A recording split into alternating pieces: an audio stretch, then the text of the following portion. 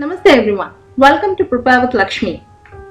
Today we'll discuss about Amoretti Sonnet 77 by Edmund Spenser. Edmund Spenser was an English poet whose long allegorical poem The Fairy Queen is one of the greatest in the English language. It was written in what came to be called the Spenserian stanza. In 1598, during the 9 Years' War, Spenser was driven from his home in Ireland. He died in London in 1599 and was buried in Poets' Corner in Westminster Abbey. His notable works include the Epithalamion, Prothalamion, the Fairy Queen, Amoretti, the Shepherd's Calendar, Complaints, and many more.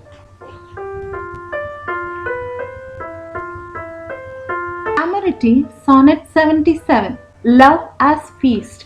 The title Amoretti is a fitting name for a sonnet written about a feast of love. The poet has transformed the word love into something tangible. Love is not something you can see or taste, you can only feel it. This sonnet describes love as a feast. Now, through the perspective of the poet, you can not only feel love, you are able to taste it and experience the pleasures of love as a feast. The narrator emphasizes how decadent this feast is by explaining how one will go to this feast and experience something so wonderful it should be sinful. He writes, exceeding sweet yet void of sinful vice, that many sought yet none could ever taste. This feast was such an event that even a prince was there. The fruit was brought by the god of love himself. How amazing must that fruit taste? The poem has 3 4-line stanzas called quatrains and a couplet. The poetic devices used in the poem are metaphor and allusion. The rhyme scheme of the poem is AB AB, BC BC, CD CD and EE.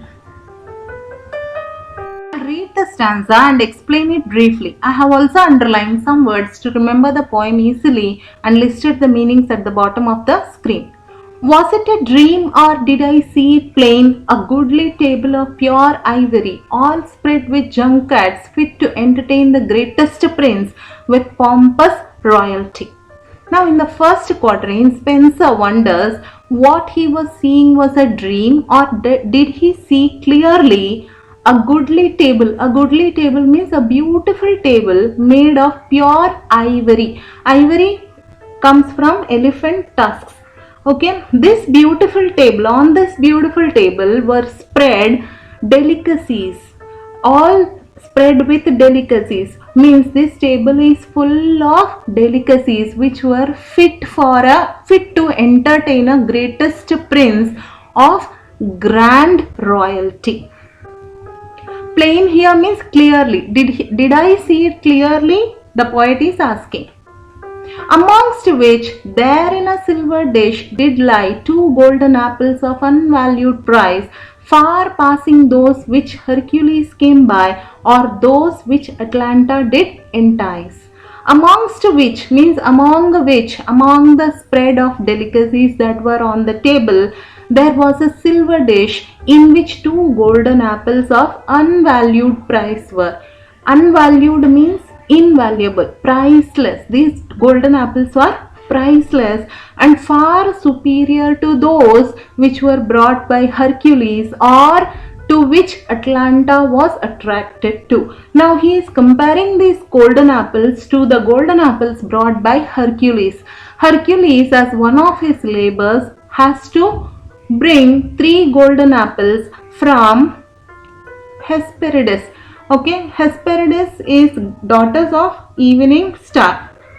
They were guarding this golden apple tree and he has to go and bring 3 golden apples, and to which Atalanta was attracted to. Atalanta was a swift-footed princess, a princess who could run very fast, and she had taken a promise that she will marry a person who will outrace her.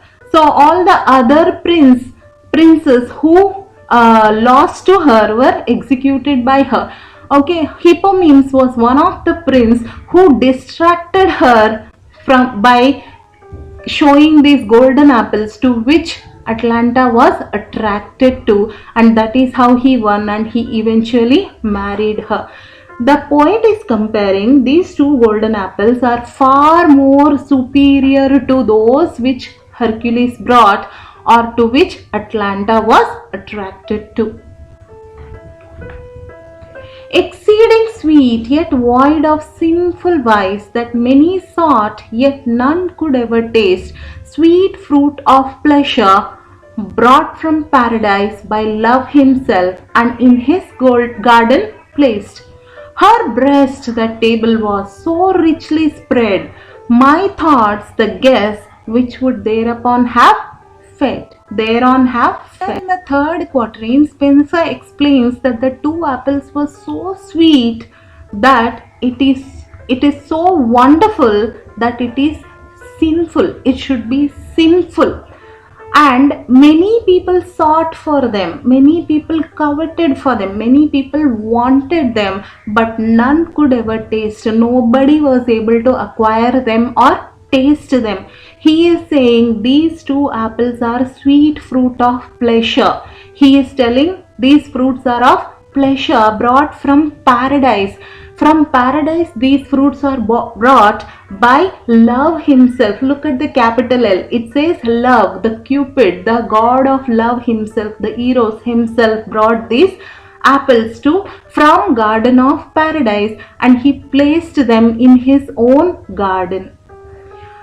Now in the last couplet, he explains her breast the table was so richly spread. Now these two apples are her breasts. Whose breast? Her is Elizabeth Boyle, his lover. These are the breasts of her.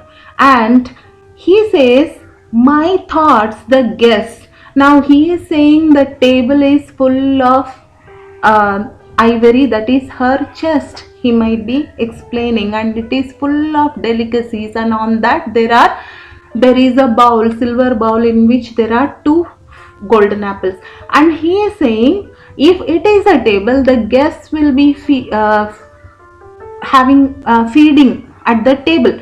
But he says, my thoughts the guests, my thoughts, his thoughts like guests are going to feed on them. His thoughts are metaphor for the guests which are going to feed on them. And this is so beautifully ended.